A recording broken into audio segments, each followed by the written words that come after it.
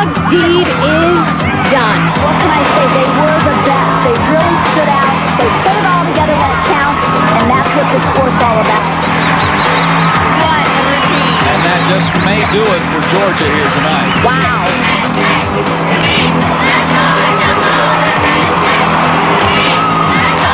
The Jim Dog Show is brought to you by Melwood Springs. Melwood Springs from the Blue Ridge Mountains of North Georgia.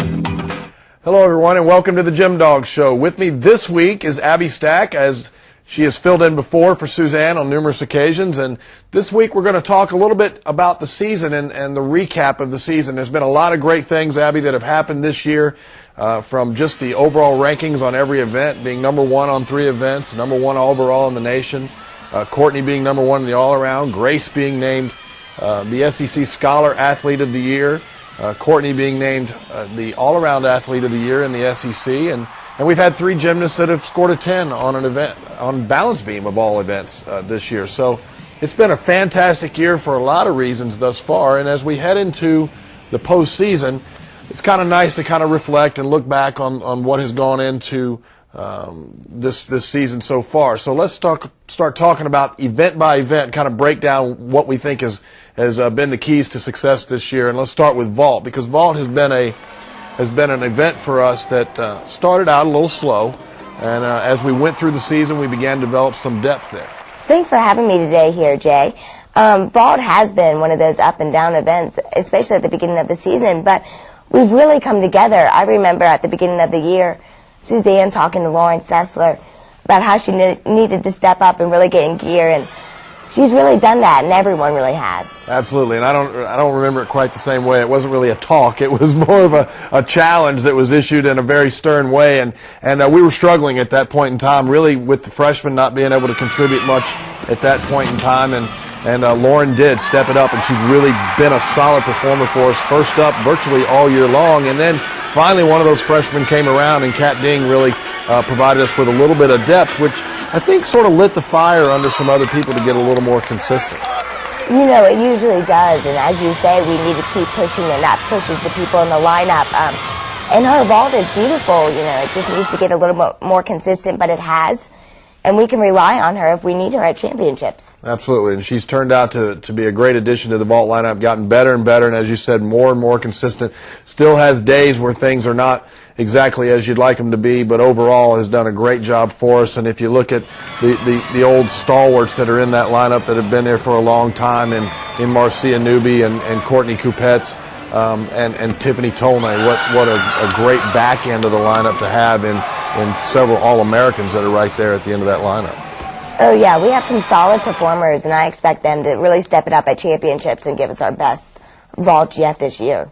Well, we feel like we're hitting our stride on that event. Finally, it's the one event that we're not ranked number one on, but our RQS is in that range. We've got around a 49.3 in terms of our RQS on that event, and we feel pretty good about where vault is. If we can start sticking those landings, and that was a problem for us at the SEC championships, if we can begin to land those things a little bit cleaner, you really, at a championship meet, need to stick at least half the vaults you do. 3 to 4 of your vaults need to be stuck in order for you to really not be giving away too many points in the end.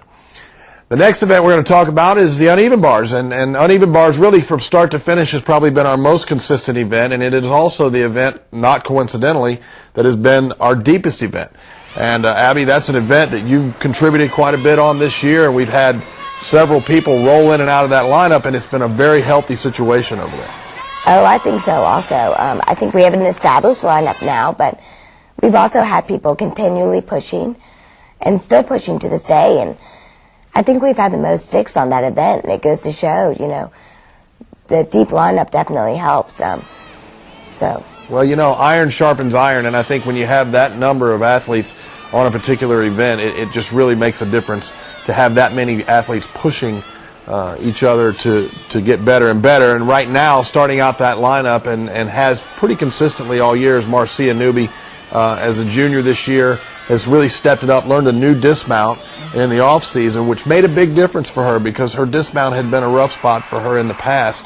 And then we've got 2 freshmen that have kind of gotten in here as we've gone down the stretch. Gina Nuccio and Kat Ding both have gotten more and more consistent. Gina's got an advantage because her routine is so short.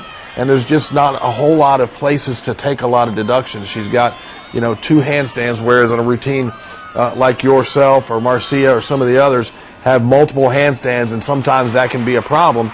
But Gina's routine is very, very short, and she executes very well. Talk a little bit about those back 3, because those are some of your classmates and the upperclassmen, the back 3, and Grace and Tiffany and Courtney. Well, bars is one of my favorite events to watch because I know that they're going to hit, and I know that it's going to be a beautiful routine. Grace, it's just so different. You never see that routine. And I love her dismount, and she usually does stick also. Tiffany, on the other hand, is just so precise. Her handstands are the most beautiful. I think the best on the team, personally, I think. And then you have Courtney. I mean, she is just unbelievable. 10s throughout the year, here and there. I think she's had 2. Yeah. And she's just great to watch. Her routine flows very well. And so I think it's a good building of scores. And I think if we can get some sticks in the beginning, there's, the judges are going to get trapped. Right. Well, I agree with you. I think when we get to that back half of the bar lineup, there's really kind of a sense of calm confidence that comes over everybody, because those 3 are so experienced in those positions. And as you said, Grace's routine has a variety of skills that you just don't see that many of around the country. She does front and back stallers, has a unique release move.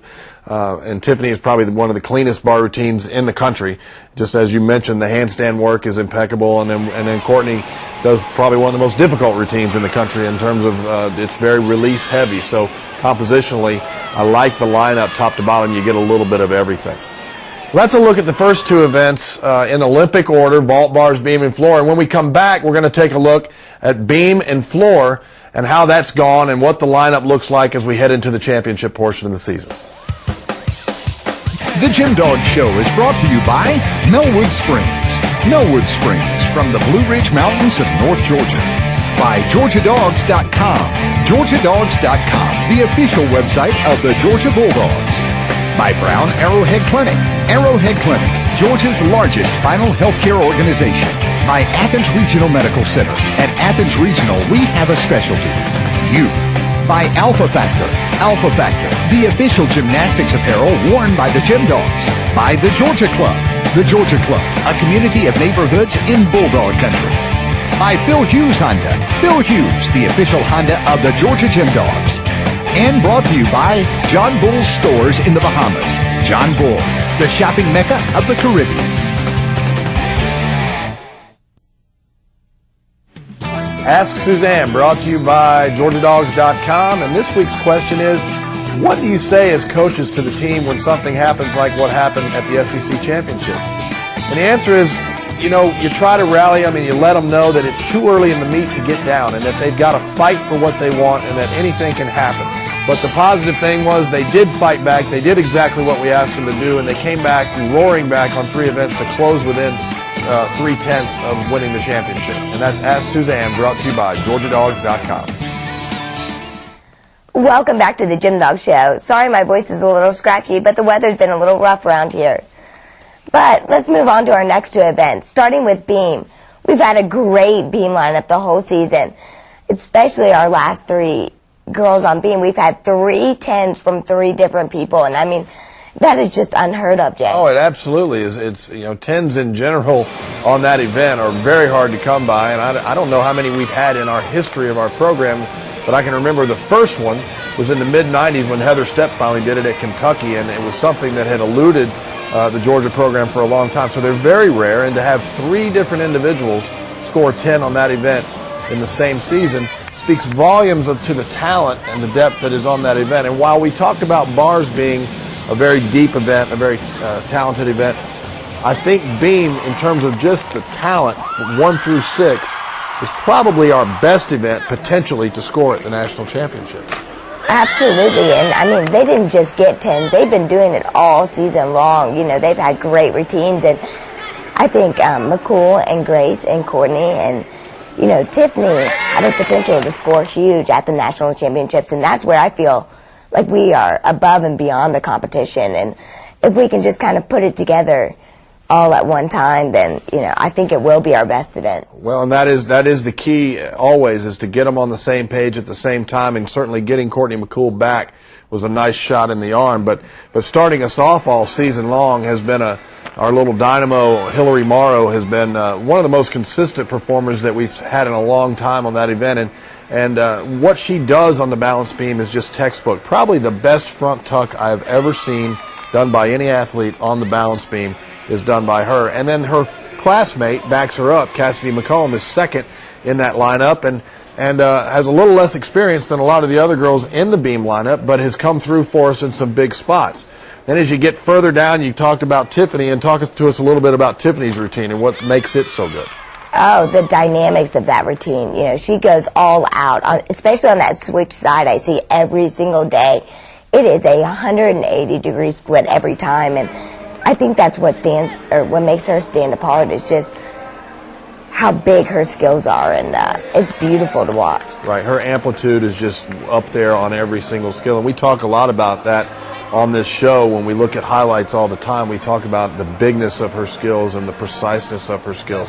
And then as you get down, you look at Grace, and in my opinion, Grace Taylor works the balance beam as good as anybody ever in the world, just in terms of the movement, the fluidness of her routine. She works the balance beam on toe, does beam the way you'd like to see it done, the way you're taught to do it when you're very young age, and it's just a pleasure to watch her on that event. And then you've got the two Courtneys, and talk a little bit about the differences in the two Courtneys and the way that they work balance beam. Well, Courtney McCool definitely needs more time. She likes to warm up. She likes to take her time, and she's very methodical about how she does things. Courtney Kupets, on the other hand, is almost more like a go-getter. She just gets up on the beam, does her skills, no problem, no questions asked. She has no distractions. And Courtney McCool, just being a little bit younger athlete, still lets those distractions get her sometimes, but she's learning as she goes, and I think Courtney Kupets is a good example for her. Absolutely, I do too, and I think McCool is probably one of the most technically sound athletes that we've ever had come through our program, just in terms of the way she does her skills. You can tell that the basics and the foundation was laid with her at a very early age. And you mentioned Courtney Kupets, almost machine-like. You plug her in and she just goes, and it's really something of a rarity to see somebody that has that kind of mentality every day with what she does. But an outstanding beam lineup, top to bottom, really probably the best that we've ever had when you look at it 1 through 6. Very competitive, and it's a tough lineup for people to get into. We had some other kids that tried to break in with Paige and Kat and Gina and some others, and it's just a very tough lineup to break into when you look at the athletes that we have on that event. And when we come back, we're going to talk about floor exercise and how that's been a great event and that has developed over the course of the season. Hi, I'm Serena Tavares, and I have a question for Kat Zing. What's your favorite color? Hey Samantha, thanks for your question. My favorite color is pink, and I love it so much that I want my next car to be pink. My name is Owen Nail from the state of Georgia. My favorite gym dog would be the entire gym dog team. The enthusiasm they bring to the program. My most exciting event would be last year when they brought home another national championship under some very adverse conditions to the team and Coach Yaka, and it was something that just incredible.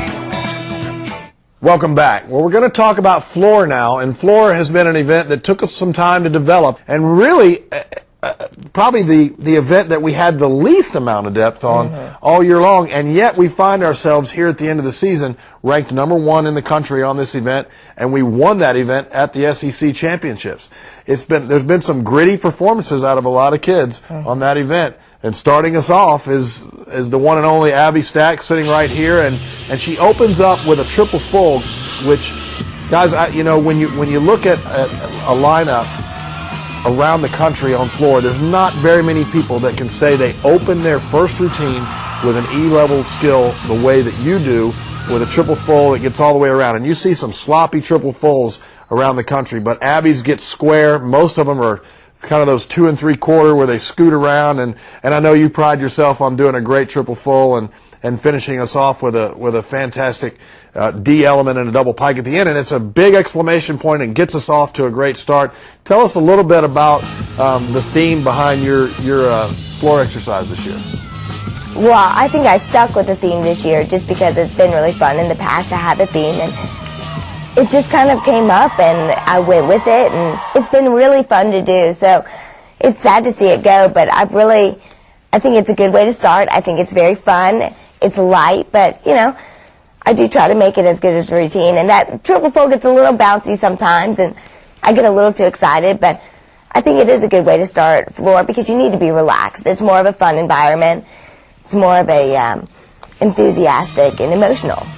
And her routine, if you haven't seen it from top to bottom, you're missing a real treat. It's a very good expression of Abby's personality, and the theme music is from Speed Racer, and so you see lots of places where there's race car references in her dance, and Abby's always been a very quick twitch athlete and has some explosive skills in that routine, and we mentioned that triple full.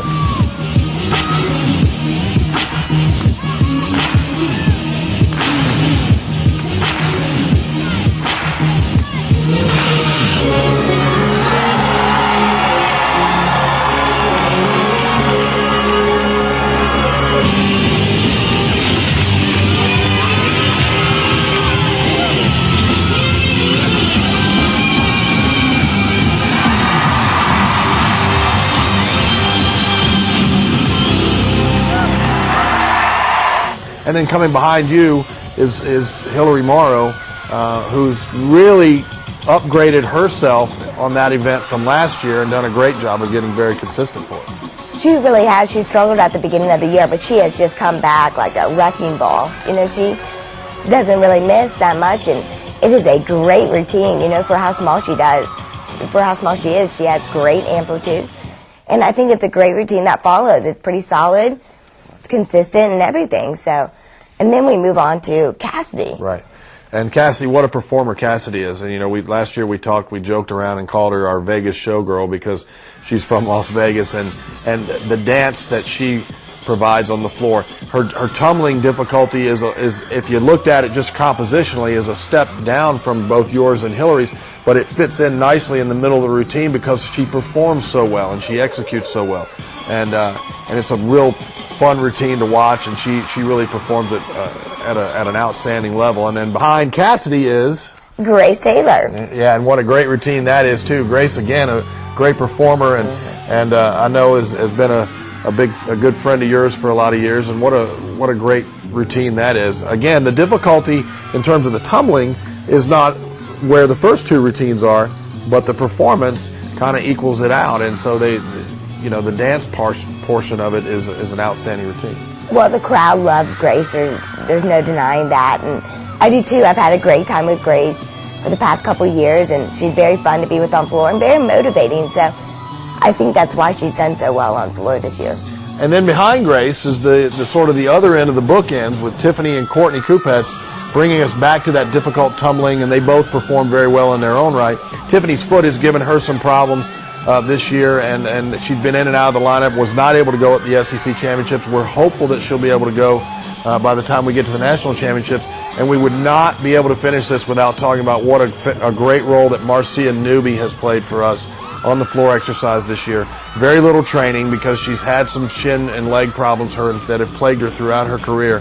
But every time she's been called upon to go in, she's done the job and gotten it done, and just has kept us in the hunt, which is all you can ask, because she's really physically unable to train that event an awful lot and still be able to do vault and bars as well. And so just sort of a heroic type role that she's played for us on that event all year long. Wow, Jay, that is certainly a winning lineup. And when we come back, we're going to do a preview of the Southeast Regionals in Raleigh, North Carolina.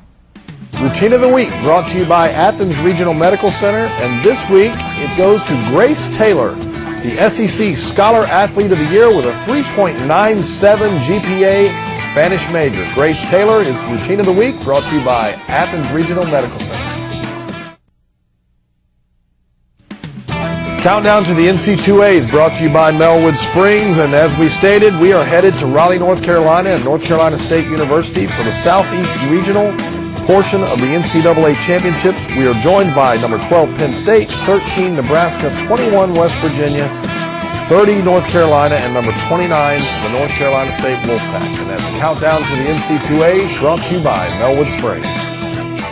Welcome back. Well, now we're headed to NC State in Raleigh, North Carolina for the Southeast Regional NCAA regional portion of the championship, Abby, and we got a pretty tough regional. We've got Penn State in that as the number 12 seed.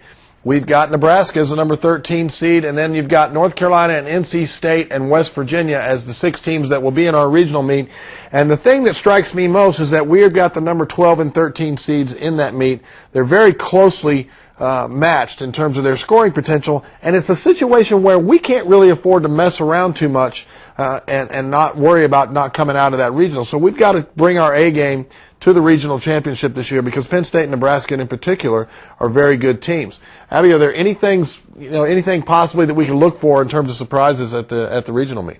Well, Jay, it's going to be very competitive, I think, but we are still working on a few upgrades, especially on vault. Yesterday in the gym, I saw Tiffany and Cassidy doing their 1.5s on vault as well as Hillary. So that's 3 1.5s that I think are going to be very helpful in our quest for another national title.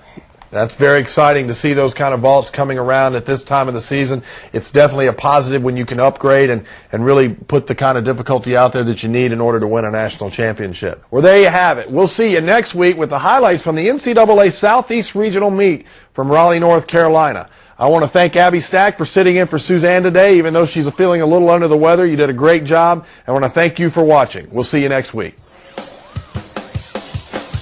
The Jim Dog Show has been brought to you by Melwood Springs. Melwood Springs from the Blue Ridge Mountains of North Georgia.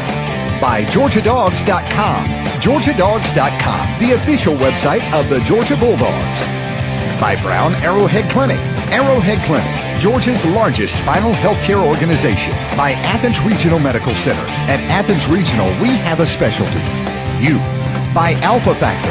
Alpha Factor, the official gymnastics apparel worn by the Gym Dogs. By the Georgia Club. The Georgia Club, a community of neighborhoods in Bulldog Country. By Phil Hughes Honda. Phil Hughes, the official Honda of the Georgia Gym Dogs.